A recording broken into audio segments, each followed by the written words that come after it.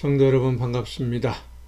오늘도 우리 주님이 함께 하시는 가운데 맡겨주신 사명 즐겁게 감당한 복된 하루가 된 줄로 믿습니다.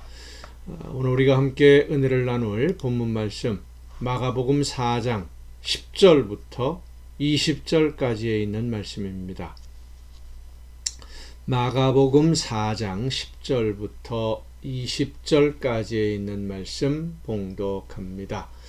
예수께서 홀로 계실 때에 함께 한 사람들이 12 제자와 더불어 그 비유들에 대하여 물으니 이르시되 하나님의 나라의 비밀을 너희에게는 주었으나 외인에게는 모든 것을 비유로 하나니 이는 그들로 보기는 보아도 알지 못하며 듣기는 들어도 깨닫지 못하게 하여 돌이켜 죄사함을 얻지 못하게 하려 함이라 하시고 또 이르시되 너희가 이 비유를 알지 못할진대 어떻게 모든 비유를 알겠느냐. 뿌리는 자는 말씀을 뿌리는 것이라.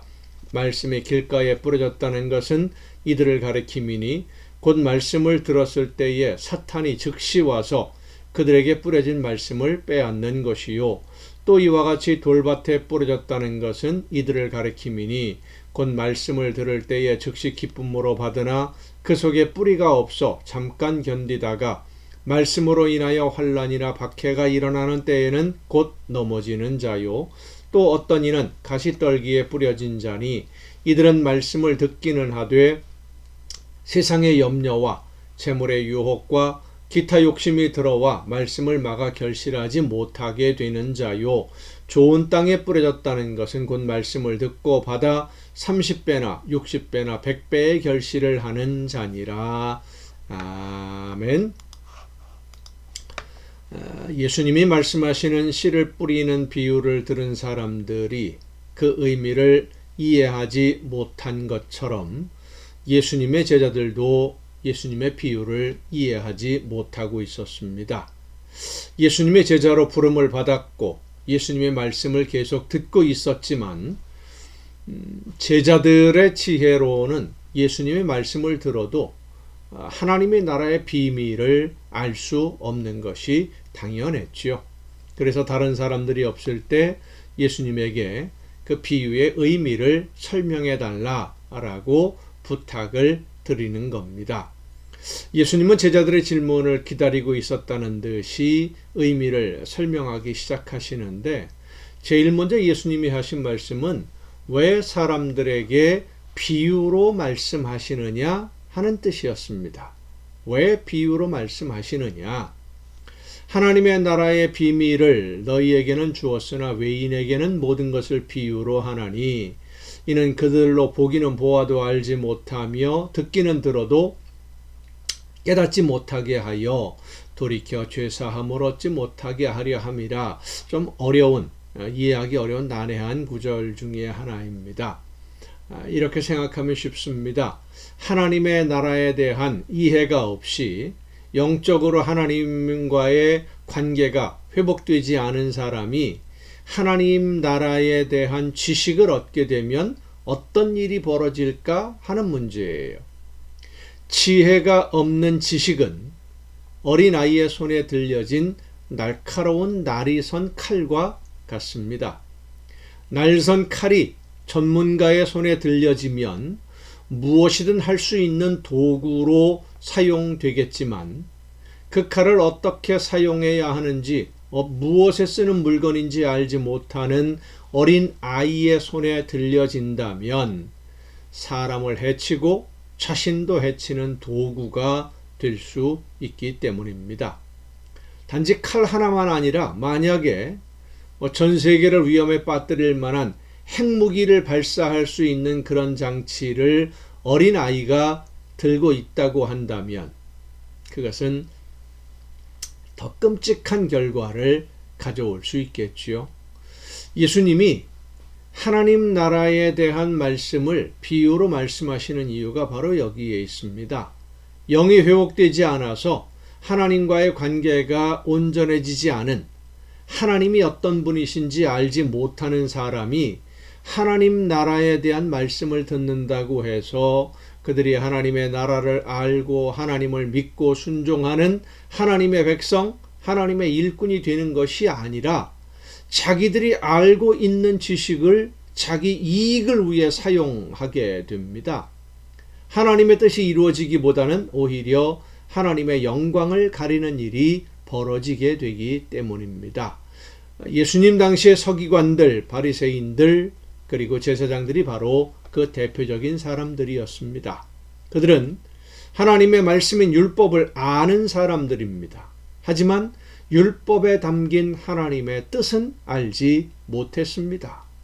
단지 율법이라고 기록되어 있는 그 글씨들, 문장들만 알고 있었기 때문에 하나님이 왜 그렇게 말씀하셨는지 이유와 목적을 이해하지를 못했지요.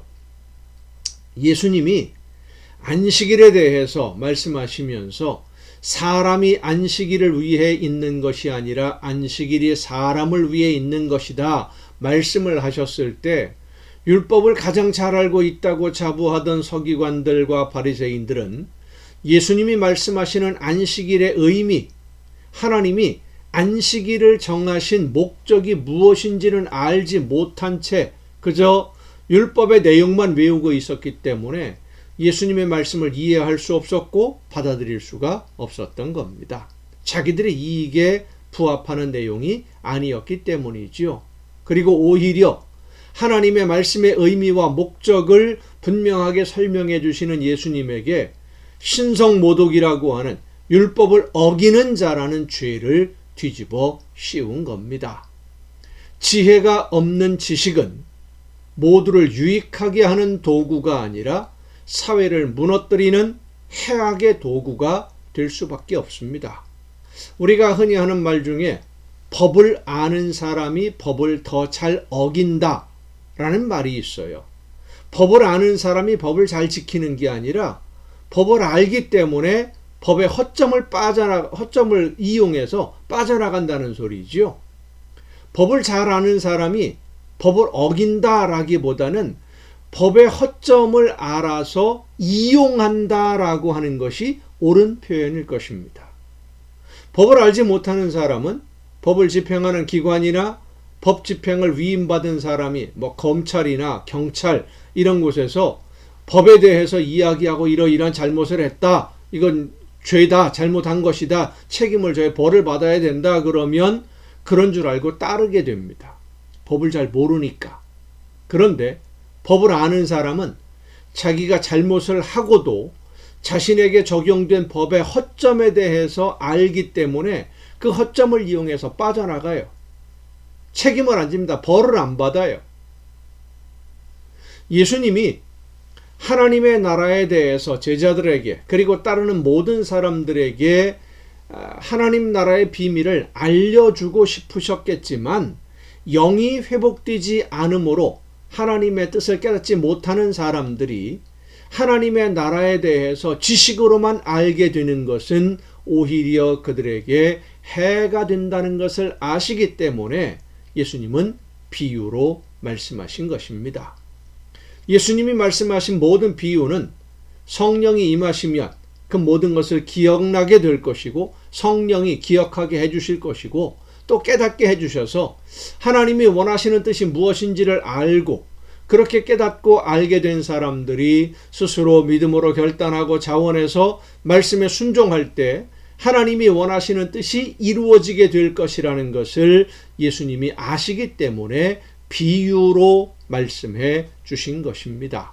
그런데 제자들이 예수님에게 이 비유가 의미하는 것이 무엇인지 질문을 하니까 비유에 대해서 설명을 해 주셨습니다마는 예수님의 설명을 듣고도 제자들은 그 의미를 완전히 깨닫지를 못합니다. 왜냐하면 그들에게도 아직 성령이 임하시지 않으셨기 때문입니다. 오늘 우리가 하나님의 말씀을 들을 때 예수님의 이 말씀을 기억해야만 됩니다. 성령의 역사하심으로만 하나님의 말씀을 듣고 그 의미를 깨달아 알 수 있게 된다는 거예요. 지식으로만 알고 있는 하나님의 말씀, 아무리 많이 알고 있다고 한들 그것이 우리에게 유익한 말씀이 되지 않습니다. 하나님이 성령의 역사하심으로 깨달아 알게 해주실 때 믿음으로 하나님의 말씀을 듣고 그 말씀에 순종할 때에 하나님의 놀라운 능력이 우리와 함께해 주시는 줄로 믿습니다. 성령께서 오늘도 우리의 심령에 역사해 주셔서 말씀하시는 하나님의 음성을 듣고 깨닫고 그 말씀하시는 대로 순종하며 따르는 하나님의 자녀들이 될 수 있도록 열매 맺는 성도가 될 수 있도록 우리를 인도해 주시기를 위해서 기도하며 말씀을 듣는 여러분 그리고 순종하는 여러분이 될 수 있기를 간절히 바랍니다. 기도하시겠습니다. 오늘도 저희들에게 말씀해 주시는 아버지 하나님, 성령의 역사하심으로 하나님이 원하시는 뜻이 무엇인지를 깨달아 알게 해 주실 때에 믿음으로 그 말씀을 따라 순종함으로써 하나님이 기뻐하시는 많은 열매로 하나님께 영광 돌리는 우리 모두가 되게 하여 주시옵소서. 이 모든 말씀을 예수님의 이름으로 기도하옵나이다. 아멘. 여러분 오늘도 수고 많으셨습니다. 내일 이 가정 예배 시간에 또 함께 다 같이 만날 수 있기를 바랍니다. 내일 뵙겠습니다.